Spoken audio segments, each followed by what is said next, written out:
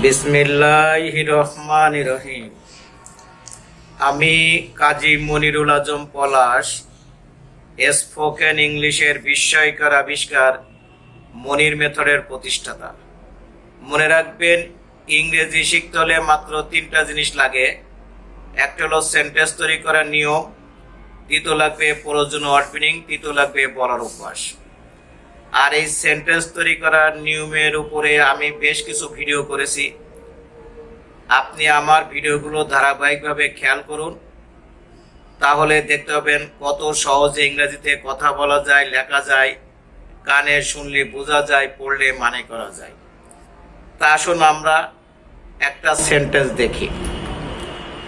দেখেন, এই সেন্টেন্সটা লেখা রয়েছে, পৃথিবীর যে কোনো নাম, রং, সাইজ, মূল্য, ওজন, নাম্বার জানতে চাইলে।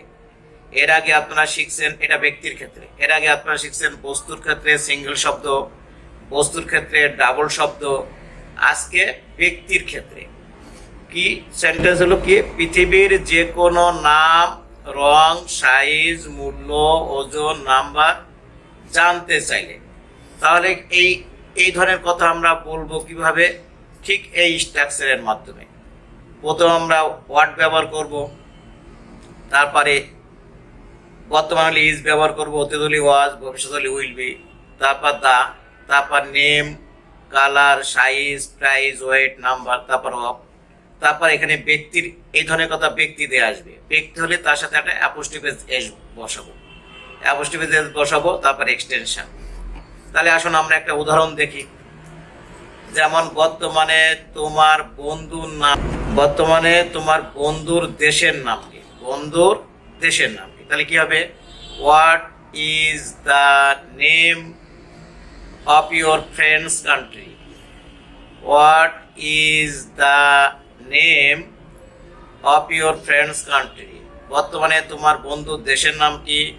What is the name of your friends country?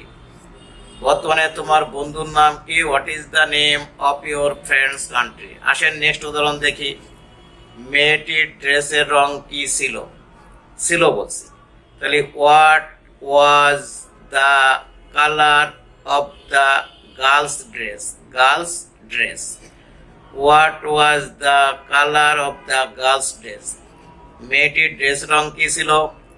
What was the color of the girl's dress? What was the color of the girl's dress? মেয়েটির ড্রেসের রং কি ছিল? এখন নেক্সট উদাহরণ যাই। তোমার বোনের টেলিভিশনের সাইজ কত? What is the size of your sister's television? What is the size of your sister's television? তোমার বোনের টেলিভিশনের সাইজ কত? What is the size of your sisters television. আসেন নেক্সট উদাহরণ দেখি। বর্তমানে করিমের এলাকায় 1 কেজি চাউলের দাম কত? What is the price of 1 KG rice in Karim's area at present? What is the price of 1 KG rice in Korim's area at present? What is the price of Korim's? What is the price of 1 kg rice in Korim's area at present? আসেন next উদাহরণ দেখি। সেই সময় লোকটির শরীরের ওজন কত ছিল? ছিল বলছি। What was the weight of the man's body at that time? What was the weight of the man's body at that time? সেই সময় লোকটির শরীরের ওজন কত ছিল? What was the weight of the man's body at that time? আসেন next উদাহরণ দেখি। তোমার ভাইয়ের বাড়ির নাম্বার কত? What is the number? What is the number of your brother's house? What is the number of your brother's house? তোমার ভাইয়ের বাড়ির নাম্বার কত? What is the number of your brother's house? আসেন নেক্সট উদাহরণ দেখি। স্বাধীনতার পূর্বে রফিকের দেশের নাম কি ছিল?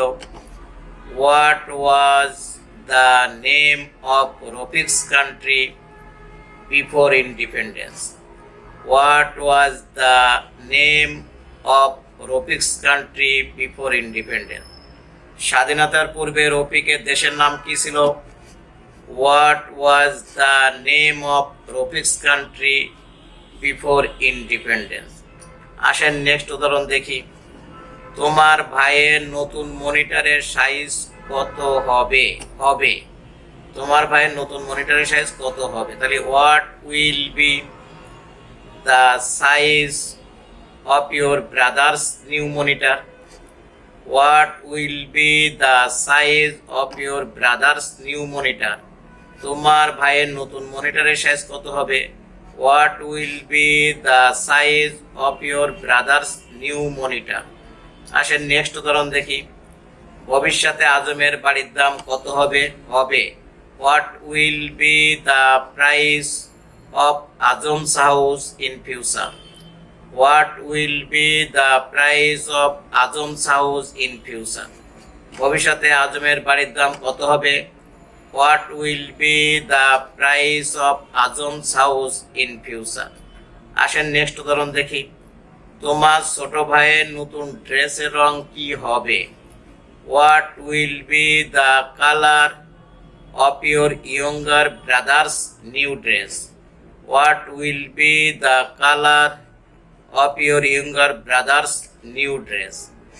তোমার ছোট ভাইয়ের নতুন ড্রেসের রং কি হবে? What will be the colour of your brother's new dress? What will be the color of your brother's new dress?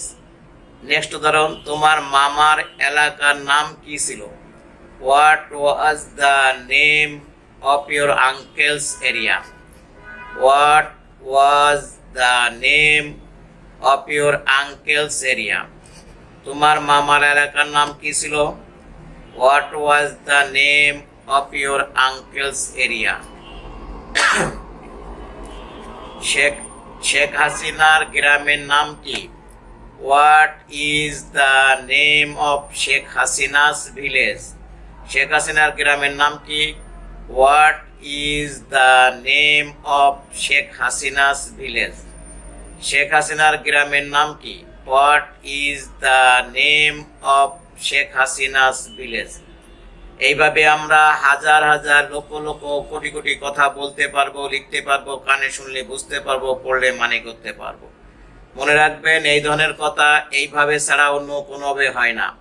এখন এইভাবে যদি আমরা না শিখি তাহলে আমরা ইংরেজি সেন্টেন্স তৈরি করব কিভাবে? মনে রাখবেন, মুখস্থ করে ইংরেজি শেখা যায় না। ইংরেজি শিখতে হলে আপনাকে প্রথম সেন্টেন্স তৈরি করার নিয়ম জানতে হবে।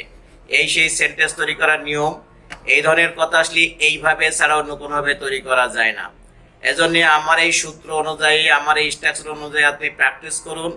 তাহলে দেখবেন আপনি আমার এই সমস্ত স্ট্রাকচার যদি আপনি শিখতে পারেন, মাত্র 12টি স্ট্রাকচার যদি শিখতে পারেন, তাহলে পৃথিবীর যে কোনো কথা বলতে পারবেন, লিখতে পারবেন, কানে শুনলে বুঝতে পারবেন, পড়লে মানে করতে পারবেন। তাই আমার এই ভিডিওটি, আমার এই ক্লাসটি যদি বুঝতে পারেন তাহলে আপনার কাছে ইংরেজি একটা ডাল ভাতের মতো হয়ে যাবে, একটা নর্মাল ব্যাপার হয়ে যাবে। এজন্যে আপনার আমার এই সূত্র অনুযায়ী আপনি প্র্যাকটিস করবেন, এবং যদি ভালো লাগে তাহলে শেয়ার করবেন, লাইক করবেন এবং সাবস্ক্রাইব করে রাখবেন, যাতে আমি ভিডিও করার সাথে সাথে আপনার কাছে চলে যায়। No more today, see you again, আল্লাহ হাফেজ।